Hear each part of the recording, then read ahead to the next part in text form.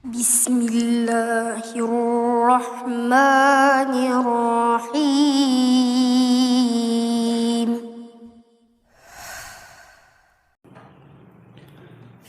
Assalamualaikum warahmatullahi wabarakatuh.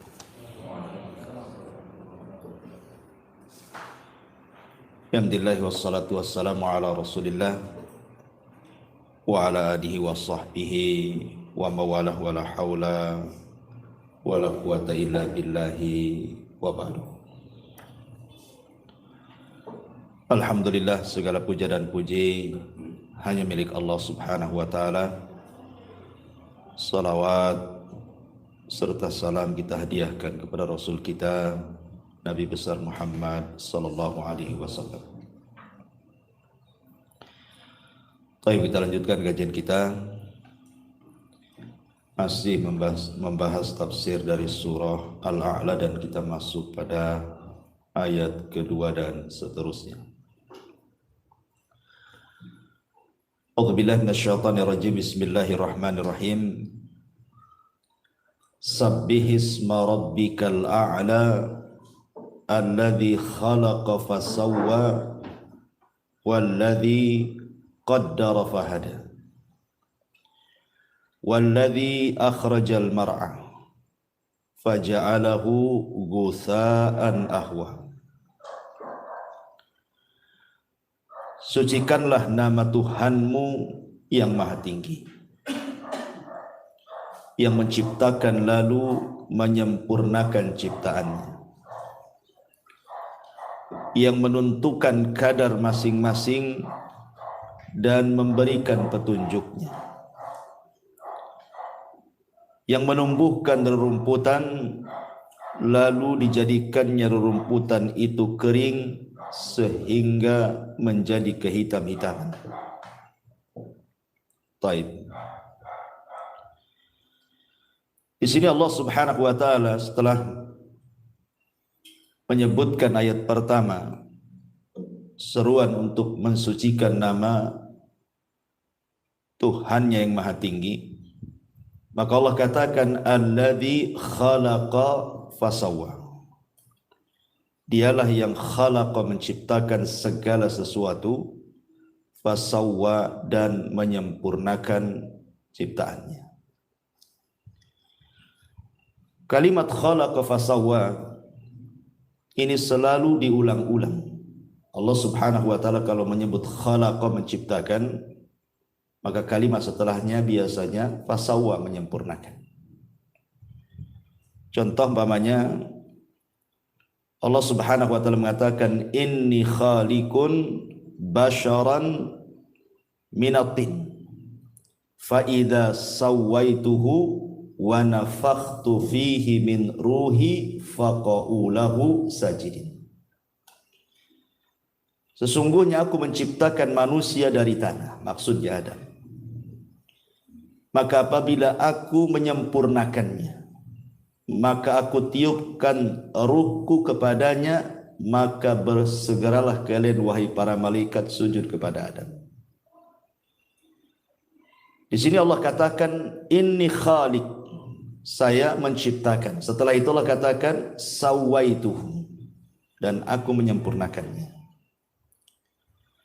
Ataupun dalam surah Al-Kahfi ayat 37 Allah mengatakan akafarta billadzi khalaqaka min turabin thumma min nutfatin thumma sawwaka rajula.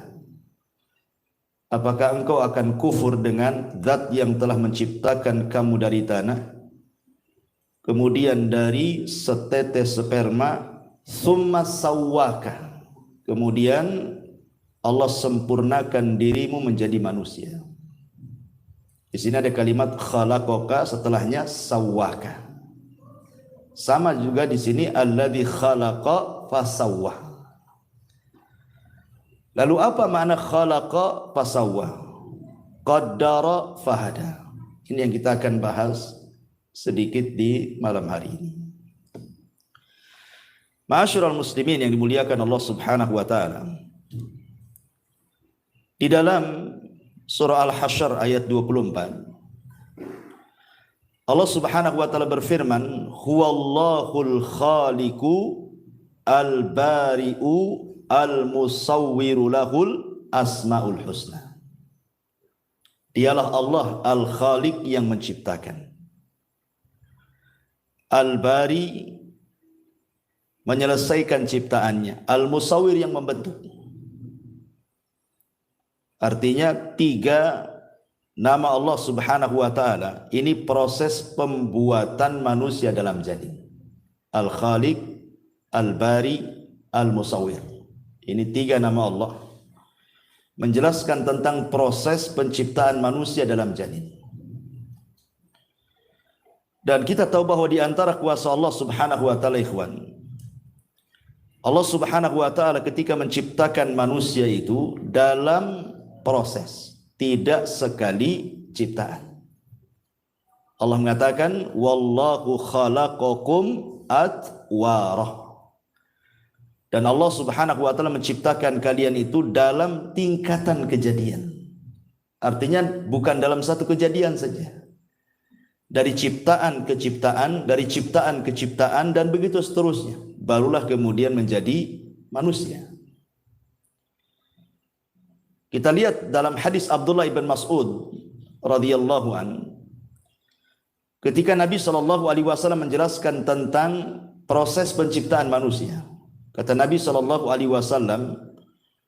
bahwa manusia itu dikumpulkan selama 40 hari dari segumpal air mani. Kemudian 40 hari berikutnya berubah menjadi segumpal darah. Kemudian 40 hari berikutnya menjadi segumpal daging. Baru setelah itu diutus malaikat dan ditiupkan ruh kepadanya, seraya dicatat rizkinya, amalnya, ajalnya, bahagia dan celakanya. Begitu dalam hadis Abdullah ibn Mas'ud radhiyallahu anhu. Artinya bahwa Allah menciptakan manusia itu dalam penciptaan ke penciptaan. Pertama Allah ciptakan segumpal sperma dulu. Sperma laki-laki yang masuk kepada rahim perempuan ini jumlahnya jutaan, ikhwan. Begitu kan, sampai 20 sampai 300 juta. Tapi yang satu saja kan yang jadi. Jadi dari sekitar 300 juta itu yang jadi cuma satu. Kalau yang satu ini jadi, maka yang lainnya mati dan akan menjadi makanannya. Artinya bahwa kalau seandainya Allah takdirkan nih yang 300 juta itu hidup semua jadi manusia, kira-kira Batam ini cukup enggak? Seandainya setiap satu orang ketika mengeluarkan sperma itu membuahi 300 juta per orang kali penduduk Batam ini, kira-kira cukup enggak Batam ini? Enggak akan cukup. Oke, dengan Tanjung Pinang, Sak Kepri enggak akan cukup. Artinya bahwa ketika Allah Subhanahu wa taala kemudian mengeluarkan sampai 300 juta itu, yang jadi cuma satu yaitu antum. Ini nikmat Allah Subhanahu wa taala. Berarti antum dipilih dari 300 juta itu. Nikmat kan itu ya, nikmat. Rupanya kita pula yang dipilih dari 300 juta itu. Lah ketika Allah Subhanahu wa taala sudah memilih kita, penciptaan yang pertama dalam bentuk sperma dulu. Ini penciptaan pertama, atwar pertama. Kemudian taur yang kedua, atwar yang kedua, 40 hari berikutnya baru segumpal daging, darah dulu. Setelah itu Allah ciptakan lagi dari segumpal darah menjadi segumpal daging. Lihat, dari ciptaan ke ciptaan, dari ciptaan ke ciptaan. Itulah yang Allah katakan, wallahu khalaqakum atwara. Dan Allah ciptakan kalian itu bukan dalam tingkatan kejadian satu kali saja, tapi bertingkat-tingkat. Dan ini kuasa Allah Subhanahu wa taala. Walaupun dalam hadis Abdullah ibn Mas'ud itu menjadi khilaf kapan ruh itu ditiup kepada janin. Karena biasanya janin itu di umur 40 hari saja sudah ada gerakan. Sudah ada gerakan tuh. Tanyalah ke istri antum yang hamil. Sudah ada gerakan tuh. Kalau pamannya kita datang ke dokter kan itu ya, nanti di USG kan ada gerakannya. Apakah gerakan ini maknanya ruh yang ditiupkan pada 40 hari pertama, ataukah ruh itu ditiupkan setelah 4 bulan, artinya 40 hari ketiga. 40 hari kan gitu ya. Kalau digenapkan menjadi 4 bulan. Ada yang mengatakan bahwa di 40 hari pertama itulah ruh ditiupkan. Karena ada tajrubah. Buktinya ada gerakan di situ. Berarti hidup. Karena itu. Kalau hidup berarti ada ruhnya.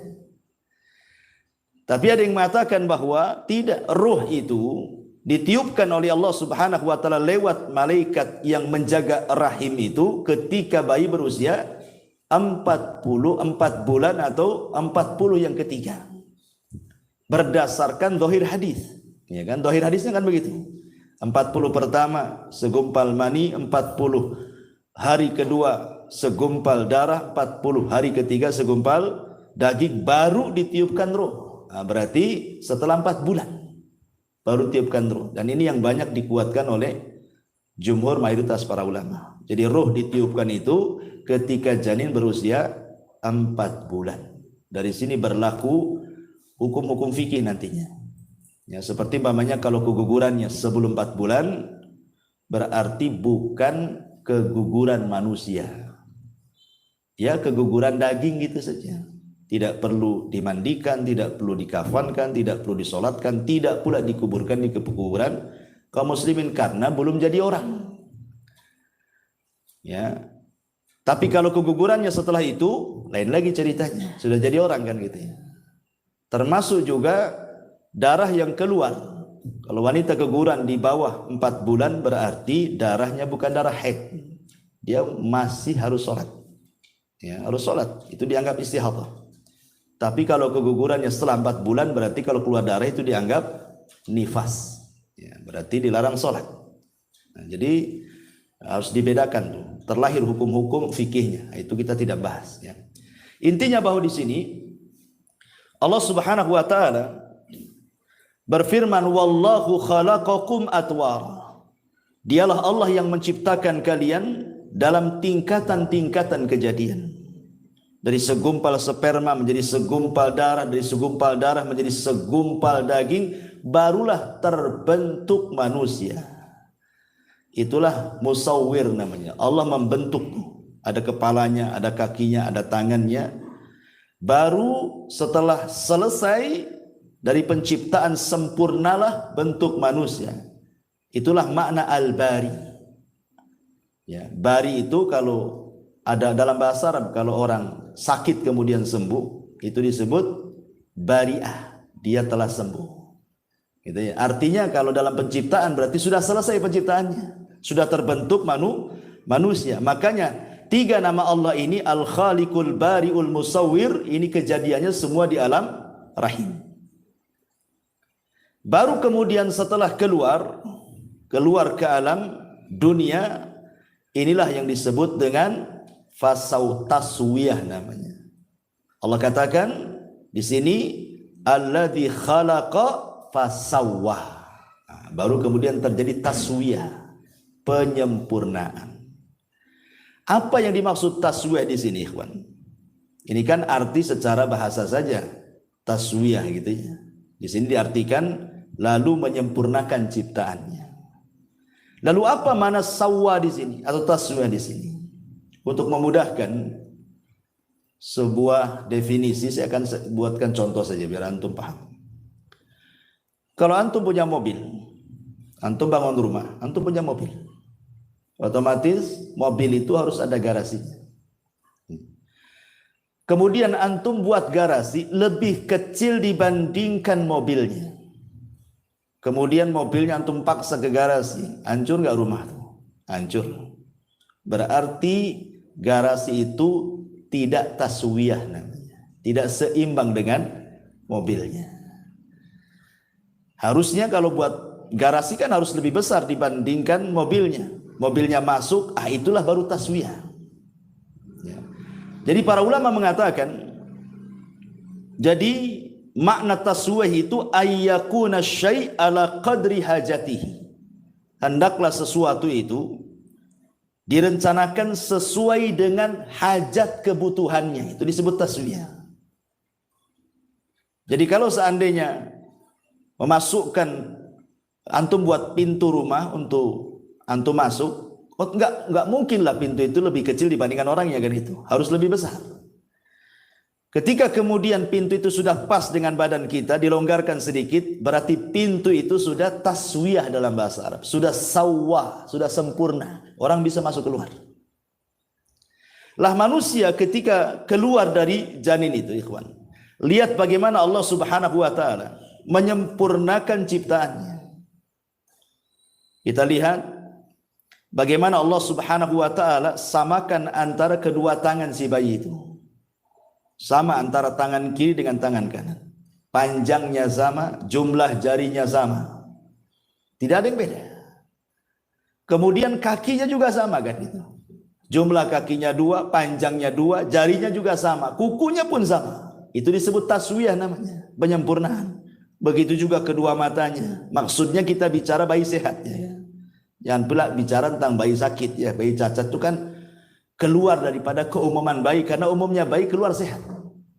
Kedua matanya sama, kedua bahunya sama, tidak singsul sebelah gitu ya.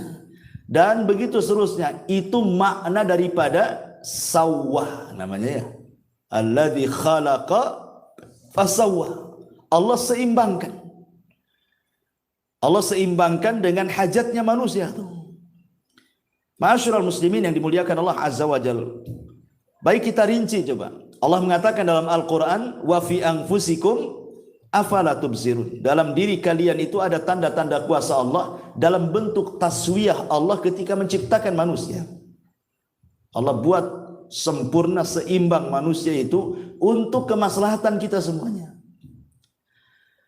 Kita lihat saja, mungkin Pak Jul ya orang kesehatan kan paham. Kalau kaki saja itu tidak sama panjangnya, berarti ada masalah tuh. Ya, maka harus dikeretek abal-abal apa namanya, supaya sama kan. Kalau tidak sama kan berarti badan ini ada masalah. Ya ada masalah. Kalau tidak sama panjangnya itu ada masalah dengan badan dia. Kenapa? Karena Allah menciptakan manusia itu taswiyah. Kalau ada panjang sedikit, masalah tuh dengan badan dia. Karena Allah tidak menciptakan seperti itu. Berarti orang ini harus dibenerin tuh. Lah ini kuasa siapa? Kuasa Allah. Allah Subhanahu wa taala menciptakan manusia itu dalam kondisi betul-betul sehat. Dialah yang membuat sakit. Tapi ketika Allah menciptakan manusia tidak seperti itu, semua sama. Dan itu kuasa Allah Subhanahu wa taala. Kemudian letak-letaknya juga luar biasa. Kenapa kemudian mata lebih tinggi dibandingkan hidung? Kemudian hidung lebih tinggi dibandingkan mulut, coba. Apa hikmahnya? Anda bisa bayangkan kalau mata lebih rendah dibandingkan mulut, mulut di atas, mata pula ganti mulut. Kira-kira bentuknya kayak apa? Ya. Karena dalam wajah itu kan ada 3 pengetahuan. Pertama, ilmu tentang warna dan bentuk. Ilmu tentang warna dan bentuk. Dan itu hanya ada pada pandangan. Pandangan yang bisa melihat warna, pandangan yang bisa melihat bentuk. Dan ketika memandang harus tinggi supaya kelihatan. Ya, kalau mata di bawah nggak nampak tuh. Makanya diletakkan di ketinggian kan. Karena fungsinya memandang. Memandang warna-warna, memandang bentuk-bentuk tuh. Kemudian yang kedua ada namanya ilmu penciuman. Setelah pandangan tentu penciuman dulu. Dan itu hanya bisa dilakukan oleh hidung, maka diletakkan hidung. Baru di bawahnya ilmu at-ta'mi. Ilmu at-ta'mi itu merasakan sesuatu. Manisnya, pahitnya, dan begitu seterusnya. Makanya Allah letakkan betul-betul sesuai dengan letaknya. Mata di sini, hidung di sini, kemudian mulut di sini. Kemudian bentuknya coba. Coba kelopak mata ini, ikhwan. Ini kan tipis ya. Kelopak mata kita ini tipis. Tapi bibir kita ini tebal. Kita balik seandainya. Yang tipis di sini, yang tebal pula di sini. Kira-kira antum bisa berkedip? Kalau seandainya di kelopak mata itu setebal bibir, gak bisa antum berkedip. Makanya Allah Subhanahu wa taala buat tipis tuh di sini kelopak mata itu, kulitnya. Dan bibir ini dibuat tebal supaya bisa bicara. Begitulah Allah Subhanahu wa taala betul-betul gitu ya, taswiyah itu mensejajarkan. Termasuk juga gigi kan, gerham sebelah kiri, gerham sebelah kanan, atas bawah betul-betul seimbang. Coba kalau seandainya yang atas besar, sebelah kanan, sebelah kiri kecil, macam mana kita mau ngunyah? Tidak bisa. Ya. Jadi ini kuasa semua, kuasa Allah Subhanahu wa taala yang memang Allah Subhanahu wa taala sudah buat sedemikian rupa. Makanya Allah mengatakan laqad khalaqnal insana fi ahsani taqwim. Sungguh manusia itu dibentuk dengan sedemikian rupa. Ya, luar biasa. Seperti namanya, kenapa tangan ini agak kering, basahnya sedikit gitu ya. Kaki lebih kering lagi, basahnya lebih sedikit lagi. Tapi kalau muka biasanya kan berminyak, basahnya lebih banyak kan itu ya. Nah, ini kan juga ada rahasianya. Karena memang kaki ini tempat berpijak. Ya otomatis juga harus ada minyak-minyak sedikit lah berkilo-kilo kan gitu. Jadi memang sudah diatur oleh Allah Subhanahu wa taala. Ini baru yang zahir ya dalam badan kita saja. Sudah sedemikian rupa ciptaan Allah Subhanahu wa taala, Allah letakkan luar biasa. Ya, telinga juga tidak besar separuh, ya sama seimbang. Mendengarnya pun subhanallah. Ketika kita mendengar loh, telinga kanan, telinga kiri, jangan cerita telinga sakit ya, telinga sehat ya. Itu sama saja. Tidak mungkin orang memanggil gitu ya, kata kanan itu manggil mau ngasih duit gitu ya. Kata telinga bukan itu debt collector. Tidak mungkin juga kan. Artinya kan tidak mungkin berselisih pandangan itu. Pandangan mata juga nggak berselisih. Tetapi dalam anggota badan tidak semua harus berpasangan. Seperti hati kan sendiri dia. Hati itu sendiri. Kenapa? Karena hati itu adalah raja. Dalam anggota badan kita itu harus ada rajanya. Hati kita itulah rajanya. Sebab kalau seandainya hati ada dua, masalah. Ya, kata hati pertama, langkahkan kaki kiri. Kata hati yang kedua, mundurkan kaki kanan. Kapan mau maju kan? Yang satu minta mundur, yang satu minta maju kan tidak bisa juga. Begitulah Allah Subhanahu wa taala letakkan setiap manusia itu ada pimpinannya. Hati kita itulah. Makanya Imam Dzul Qayyim mengatakan, al-qalbu kal malik. Oh, hati itu seperti raja. Anggota badan ini hanya ngikut saja. Ma'asyiral muslimin yang dimuliakan Allah Subhanahu wa taala. Kemudian Allah mengatakan di sini alladzi khalaqa fasawwa. Dialah yang telah menciptakan dan menyempurnakan ciptaannya. Kemudian Allah mengatakan walladzi qaddara fahada. Apa makna qaddara fahada? Di sini diartikan yang menentukan kadar masing-masing dan memberikan petunjuk. Ada yang mengatakan bahwa walladzi qaddara, setelah Allah Subhanahu wa taala mengatakan khalaqa, menciptakan manusia di perut ibu kita, kemudian menyempurnakannya. Kemudian Allah Subhanahu wa taala qaddar. Qaddar itu artinya qaddara makhrajal khuruj. Qaddara makhrajal khuruj. Jadi Allah Subhanahu wa taala takdirkan bahwa janin ini sudah diletakkan di mana dia letak, keluar dari rahim seorang ibu. Allah tidak keluarkan dari mulut seorang wanita. Allah juga tidak mengeluarkan dia dari lubang duburnya. Tapi Allah Subhanahu wa taala sudah mentakdirkan dia memang harus keluar dari situ. Ya, dari kubulnya. Dan itu maknanya qaddar. Kemudian fahada, setelah itu kemudian Allah berikan petunjuk untuk kehidupannya. Dia pun kemudian langsung mencari makanannya dari susu ibunya. Itu namanya qaddar fahada dalam satu penafsiran. Ada juga yang mengatakan bahwa qaddar di sini artinya qaddara rizqahu. Jadi setiap manusia itu sudah ditakdirkan rizkinya. Kemudian fahada, Allah kasih petunjuk bagaimana cara mencarinya. Dan ini penting ikhwan. Manusia ketika mencari rizki itu ada yang ekstrim kanan, ada yang ekstrim kiri. Yang ekstrim kanan, mereka menghabiskan semua waktunya hanya untuk mencari dunia. cari rezeki saja. Otaknya itu duit saja. Itu yang pertama. Sehingga dia melupakan bahwa rizki itu sudah dicatat. Sehebat apapun Anda mencari rizki, tetap saja yang Anda dapatkan itu cuma seperti itu. Kan sudah ditentukan rizkinya. Nggak mungkin bertambah, ya nggak mungkin berkurang. Artinya bahwa kalau kita paham bahwa rizki itu tidak mungkin bertambah, tidak mungkin berkurang, lah ngapain ngoyo-ngoyo gitu maksudnya. Pikiran kita ke uang terus gitu ya, malam siang seolah-olah tidak ada waktu kecuali duit saja. Padahal yang didapati pun sesuai dengan yang dicatat Allah saja. Ini ekstrim ini. Betul-betul dia hatinya hanya dunia saja. Dia tidak paham bahwa rizkinya sudah dicatat. Yang kedua pula ekstrim kiri ini, sama sekali dia bersandar kepada apa yang dicatat. Kan Allah sudah takdirkan rizki saya, duduk sajalah saya di rumah. Nah, ini ekstrim yang lain lagi.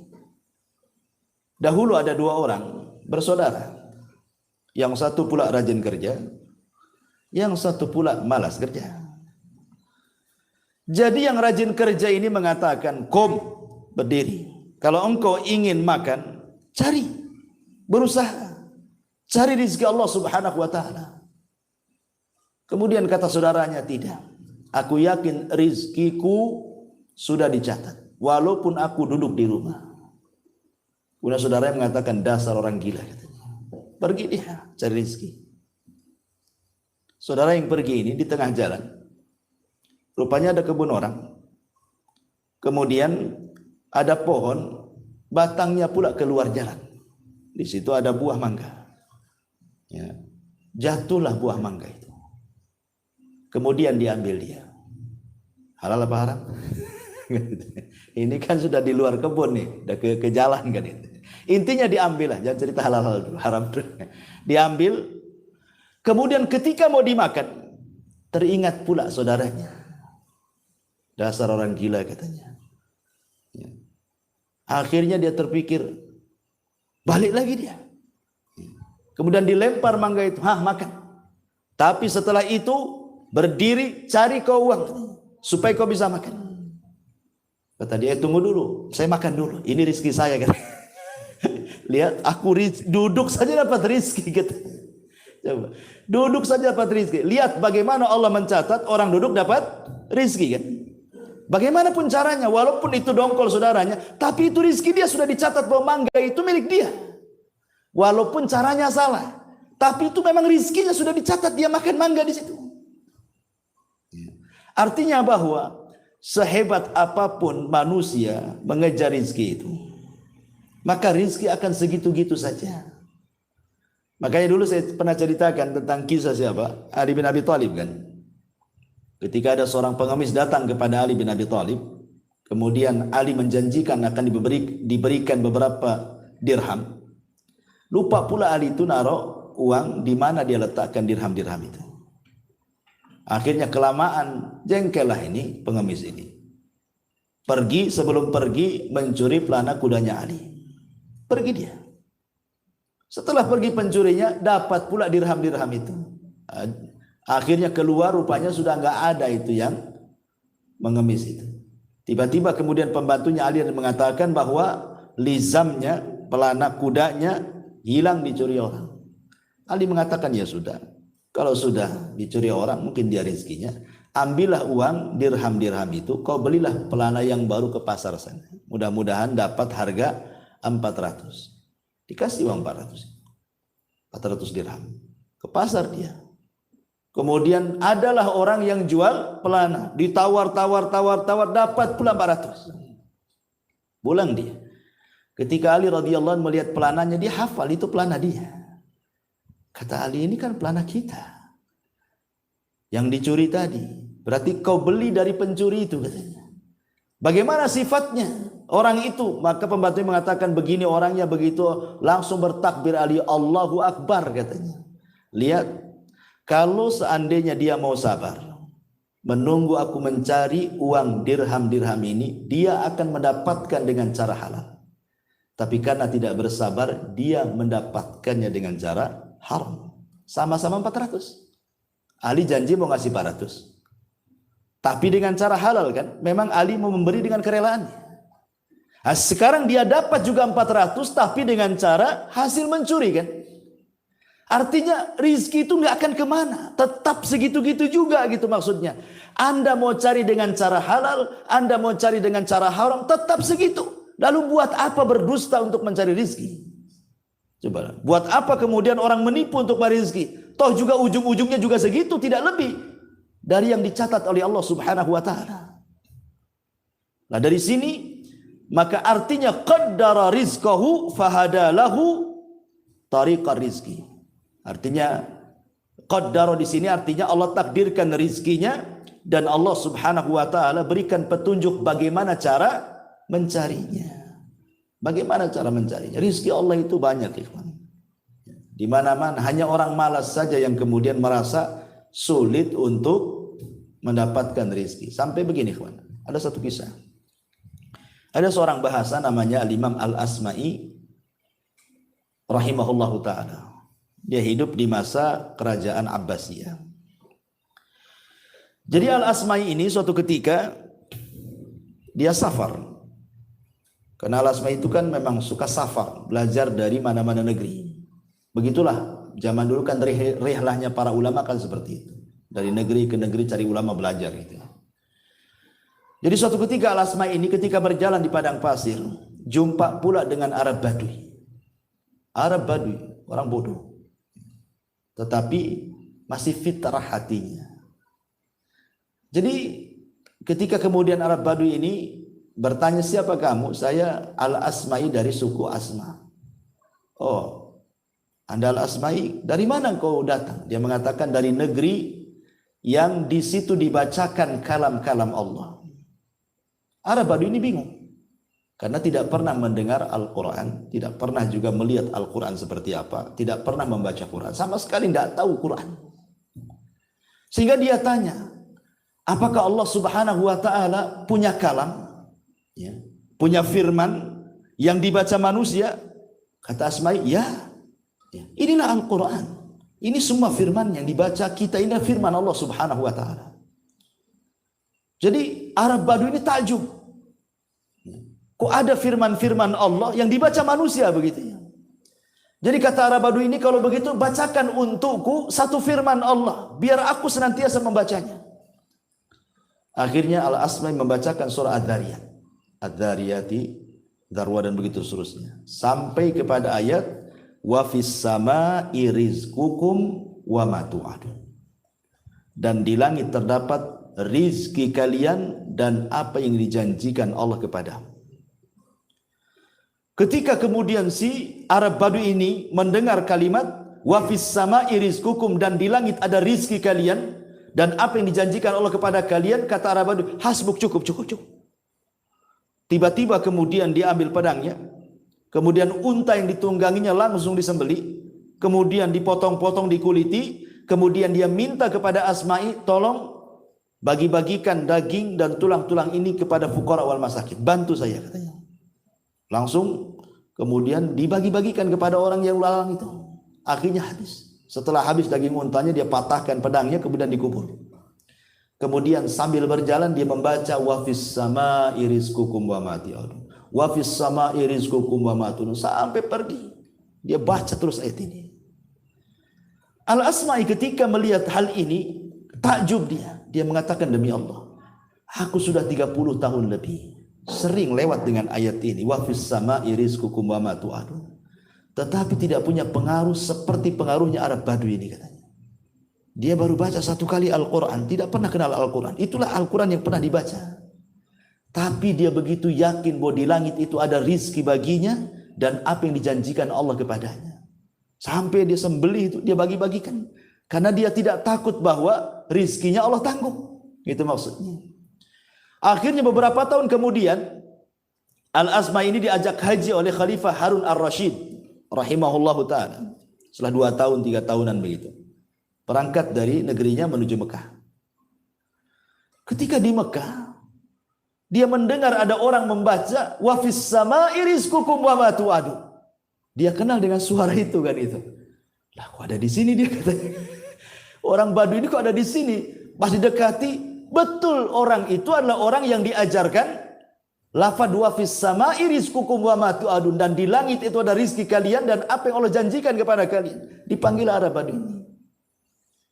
Kemudian Arab Baduy ini senang karena berjumpa dengan Al-Asma'i dan dia mengatakan, ya Asma'i, laqad wajadna ma wa'adana rabbuna. Ya Asma'i, yang dijanjikan Arab kami semua sudah aku rasakan. Semua yang dijanjikan Allah wa fis sama'i rizqukum itu betul-betul terjadi katanya. Kemudian dia mengatakan, ya Asma'i, kalau bisa berikan satu ayat lagi untukku katanya, biar aku amalkan. Akhirnya Al-Asma'i melanjutkan ayatnya.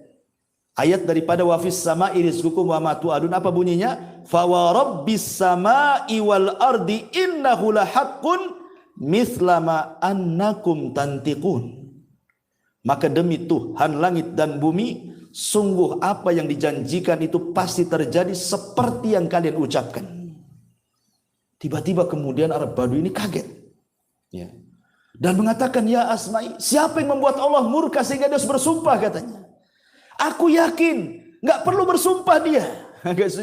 Kan lafadznya gini, seolah-olah Allah itu tidak yakin dengan yang diucapkan. Itu pemahaman Arab Baduy. Ketika dia mengatakan wa fis sama'i rizqukum wa ma tu'adun, dan di langit itu ada rezeki kalian apa yang dijanjikan kepada kalian, tiba-tiba Allah menekan dengan sumpah. Maka demi Tuhan langit dan bumi, sungguh apa yang dijanjikan itu pasti terjadi seperti apa yang kau ucapkan. Jadi seolah-olah khitabnya kepada Arab Baduy. Arab Baduy, ya Asma'i, siapa yang membuat Allah murka sehingga harus bersumpah katanya? Aku yakin dengan itu, tidak perlu bersumpah Allah itu katanya. Akhirnya kemudian dia pun ketakutan kepada Allah. Disangkanya Allah murka kepadanya karena dalam ayat itu ada sumpah masalahnya. Ya. Seolah-olah Allah murka. Dia mengatakan, siapa yang membuat Allah murka gitu kan. Akhirnya dia pun terserang jantung dan mati seketika. Ya, ketika dia mengatakan seperti itu, Asma'i tertegun lagi. Masya Allah, kok ada orang tidak pernah membaca Quran, hanya mendengar sekali bacaan, tapi pengaruhnya luar biasa. Itu maksudnya. Keyakinan kepada wa fis sama'i rizqukum wa ma tu'adun itu, bahwa di langit ada rizki yang Allah Subhanahu wa taala akan anugerahkan kepada kalian dan apa yang Allah janjikan kepada kalian. Coba kalau kita pahami ayat ini, teman. Tidak mungkin orang itu kemudian stres dengan rizki. Nggak mungkin stres dengan rizki. Kenapa? Karena qaddara fahada. Allah sudah takdirkan kok rizki. Dan maknanya di langit itu ada rizki kalian karena memang Allah Subhanahu wa taala ada di ketinggian di langit. Dialah yang ngasih rizki kepada kita. Dan rizki Allah Subhanahu wa taala itu dulu pernah saya jelaskan ada dua kan. Ada yang disebut dengan rizkun nazil, ada yang disebut dengan rizkun sha'id namanya ya. Ada rizki yang disebut nazil, rizki yang Allah turunkan kepada kita. Ada yang sifatnya sha'id, rizki Allah itu kita naikkan ke atas langit. Jadi ada yang turun dari langit, ada yang kita naikkan ke langit. Adapun rizki yang turun, ya apa yang kita makan, apa yang kita minum, apa yang kita tempati, itu semua rizki yang Allah berikan dari langit. Adapun rizki yang kita naikkan ke langit, itulah amal-amal soleh kita. Kalau kita bangun masjid, nanti dibangun satu istana di sorga. Kalau kita membaca subhanallah bihamdihi, Allah satu tanam pokok kurma di sorga. Itulah amal soleh kita. Jadi rizki yang naik itu adalah rizki yang disimpan oleh kita, yang kelak kita rasakan kalau kita masuk surga. Itu maksudnya. Atau lebih senangnya lagi mungkin bahasanya, rizki yang naik itu ada dalam masjid, rizki yang turun dari langit itu ada di luar masjid. Dahulu di zaman Rasul, ketika Nabi SAW melaksanakan sholat Jumat pertama, dan jumlahnya 40 orang. Dari sini madhab Syafi'i mengatakan bahwa sholat Jumat itu harus 40 orang minimalnya.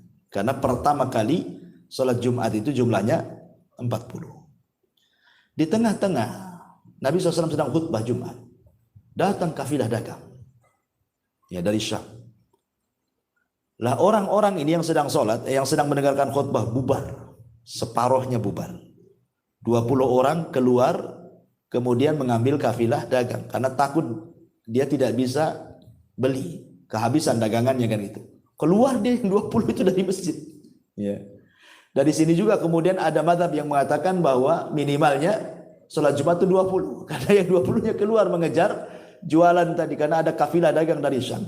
Dari sinilah Allah Subhanahu wa taala turunkan ayat kan. Turunkan ayat surah Al-Jum'ah. Wa idza ra'au tijaratan aw lahwan infaddu ilaiha wa tarakuka qa'ima. Qul ma indallahi khairun minal lahwi wa minat tijarah wallahu khairu razikin. Dan apabila mereka melihat perdagangan atau permainan, mereka pun berpaling darinya. Dan mereka meninggalkan engkau wahai Muhammad dalam kondisi engkau berkhutbah berdiri. Ya. Katakan ya Muhammad kepada mereka bahwa yang di sisi Allah itu jauh lebih baik dibandingkan permainan perniagaan itu. Karena Allah sebaik-baik pemberi rizki. Lihat bagaimana Allah Subhanahu wa taala menegur di sini.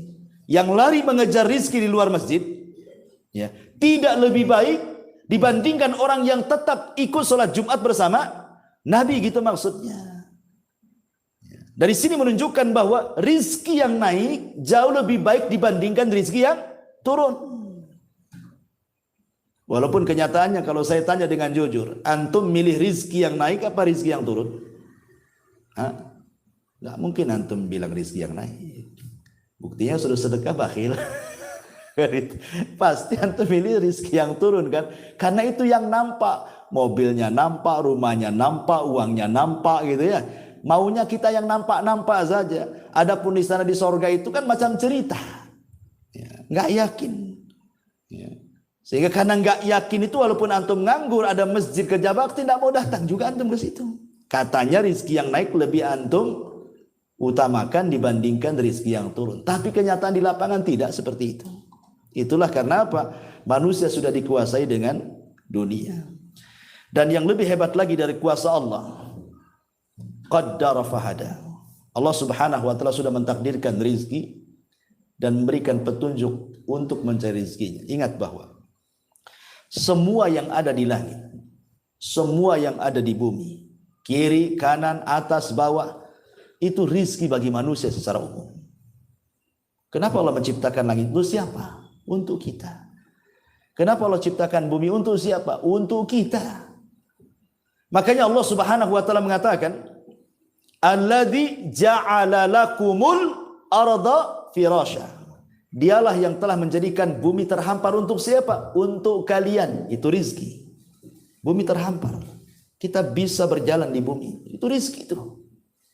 Kemudian was-sama'i binaan, was-sama'a binaan. Dan Allah jadikan langit sebagai bangunan, atap bagi kita, naungan bagi kita. Itu rizki juga. Kemudian wa anzala minas sama'i ma'an. Allah turunkan dari langit air, air rizki juga. Kan gitu ya. Fa akhraja bihi minats tsamarati, dan Allah keluarkan dari bumi itu buah-buahan. Rizqal lakum, itu semua rizki bagi kalian. Jadi Allah Subhanahu wa taala menciptakan makhluk ini semuanya rizki bagi kita sebenarnya. Kalau seandainya ayam bisa bicara, pasti ayam akan ngomong, aku ini diciptakan untuk kau makan. Kalau seandainya kambing, sapi itu bisa bicara, maka mereka akan mengatakan seperti itu. Aku diciptakan itu untuk kalian makan sebenarnya.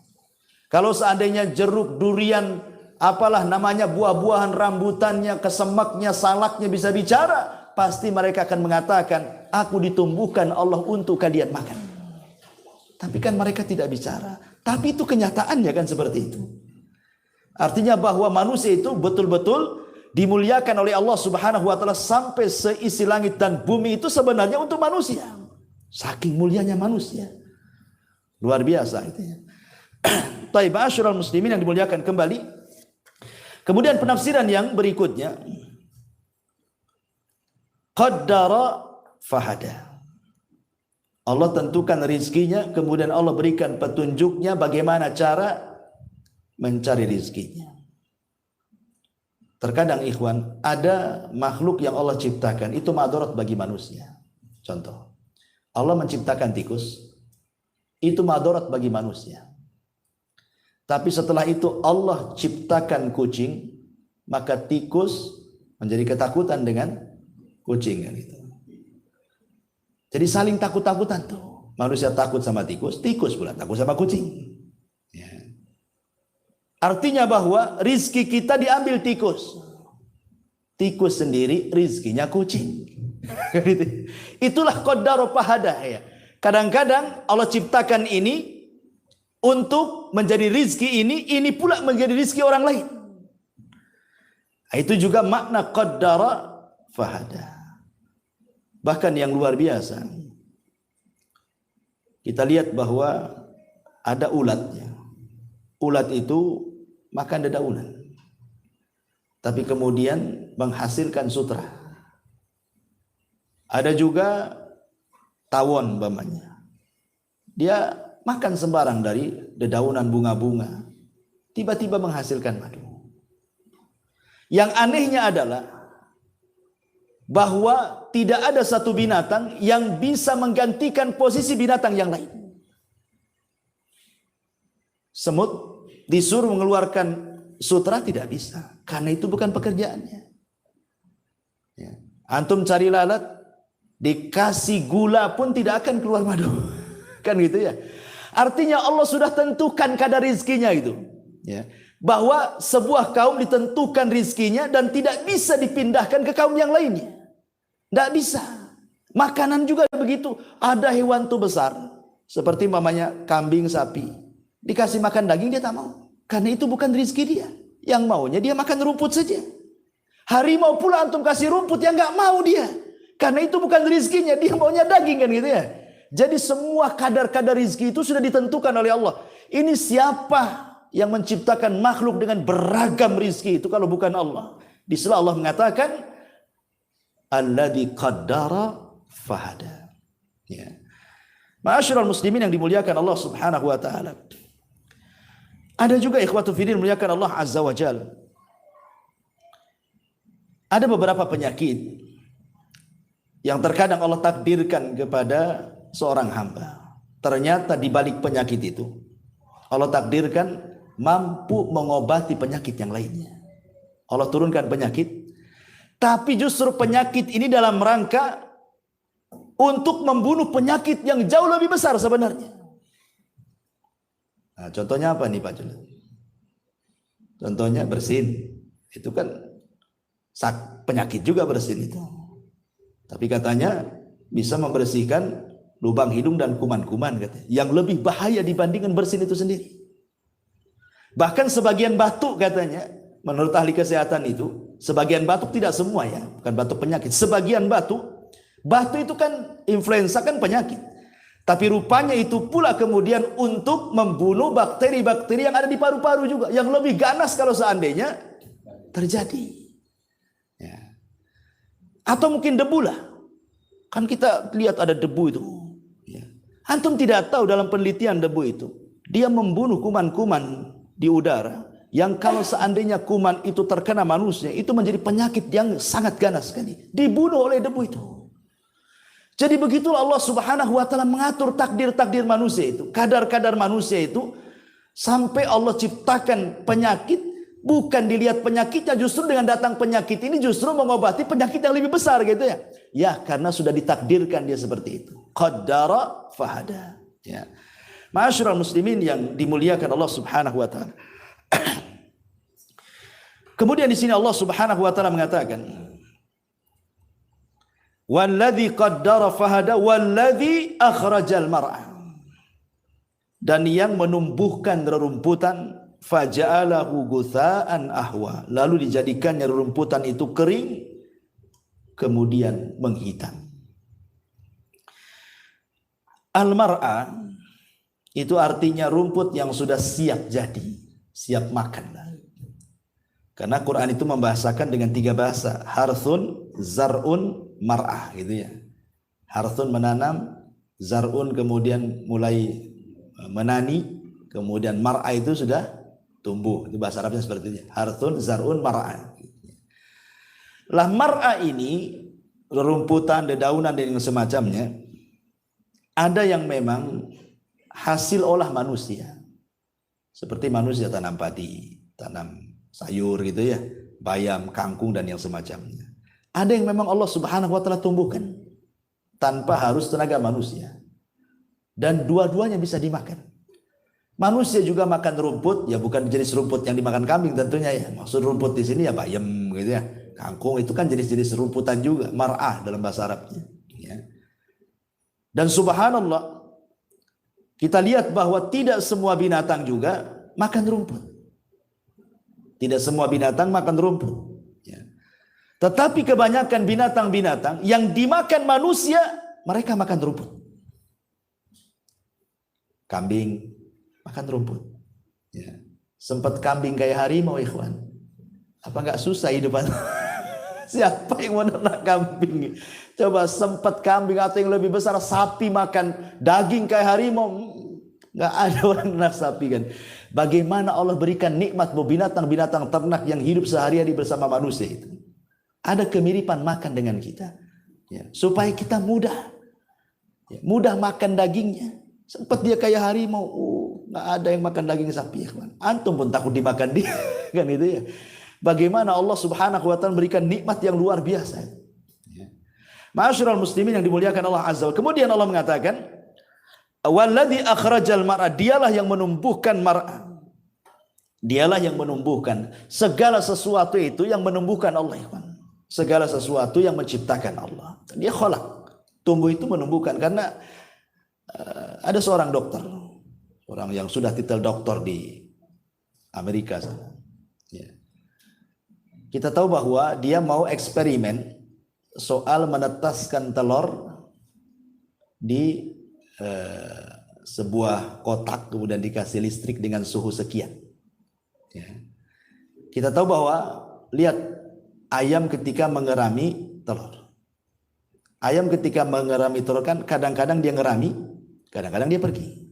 Ya. Nanti dibalik tuh sama ayam tuh telur itu. Nggak dalam satu posisi kan. Nanti dibalik. Karena bawah itu biasanya makanan untuk yang di atas. Makanya dibalik-balik. Jadilah dia ayam. Sehingga kemudian sang dokter ini, dia coba kemudian membuat eksperimen. Dibuatlah kotak dengan suhu seperti ayam mengerami telurnya, suhunya sekian. Dibuat. Dia tidak paham kalau ayam itu membolak-balikan telur. Dia biarin aja seperti itu. Akhirnya sudah lama tak jadi-jadi. Semua busuk telurnya. Semua busuk telurnya. Coba. Siapa yang ngajari ayam mengerami sehingga tidak ada yang mati? Semua netes. Ini dokter belajar. Dia sekolah namanya titelnya dokter. Artinya kan dari SD, SMP, SMA, S1, S2 dokter kan begitu kan. Dia tidak bisa menetaskan telur. Ayam tidak belajar SD, SMP, SMA. Nggak ada. Ya. Dokter ini lupa bahwa walladzi qaddara fahada walladzi akhrajal mar'a. Itu dia lupa di situ. Bahwa yang menakdirkan, yang menciptakan, yang menumbuhkan itu Allah. Ya. Makanya ayam tidak belajar pun bisa dia menetaskan anak-anaknya. Walaupun dia tidak punya ilmu menurut ilmu manusia. Nah, itu yang harus dipahami. Bahwa walladzi akhrajal mar'a, yang dialah Allah yang mengeluarkan, yang menumbuhkan, yang menciptakan tumbuh-tumbuhan, rumputan dan segala jenis pepohonan yang ada di bumi. Kita harus pahami dan sebagai bentuk tauhid rububiyah kita kepada Allah Azza wa Jalla. Faja'alahu gutsa'an ahwa. Lalu dijadikannya rumput-rumput itu kering kehitam-hitaman. Maknanya kita disuruh belajar kepada rumputan. Bahwa manusia itu kurang lebih dengan rerumputan, dengan padi juga. Awalnya lemah dan diakhiri dengan kelemahan, gitu maksudnya ya. Lihat, padi itu lemah ketika kecil, diinjak mati. Tapi kalau sudah besar, sudah berbuah kan gitu kan. Walaupun diinjak agak mereng begitu, tetap saja dia tumbuh ke sana. Cuman nggak tegak saja kan itu, agak kuat ya. Tapi nanti kalau sudah panen, mulai menguning, kemudian menghitam, sudah rapuh, diterpa angin, terbang semuanya. Begitulah manusia. Diciptakan dalam posisi lemah, diakhiri dengan lemah. Tapi lemah pertama dicintai, lemah kedua dibenci. Kan itu ya. Kalau masih bayi lemah, orang diciumnya, digendongnya gitu ya. Dinyanyiinnya. Coba kalau sudah tua lemahnya, yang ada didoakan kapan matinya kan. Itu sama-sama lemah tapi beda pelakuannya tuh. Ya. Intinya di sini bahwa di sini ada pelajaran faja'alahu gutsa'an ahwa, bahwa kehidupan rerumputan juga dijadikan pelajaran bahwa semua makhluk itu ada batas umurnya. Semua makhluk ada batas umurnya, apalagi manusia. Nabi SAW mengatakan a'maru ummati baina sittina wa sab'in, bahwa umur usia umatku itu antara 60 sampai 70 tahun saja, sedikit yang melewati itu. Wallahu a'lam bishawab.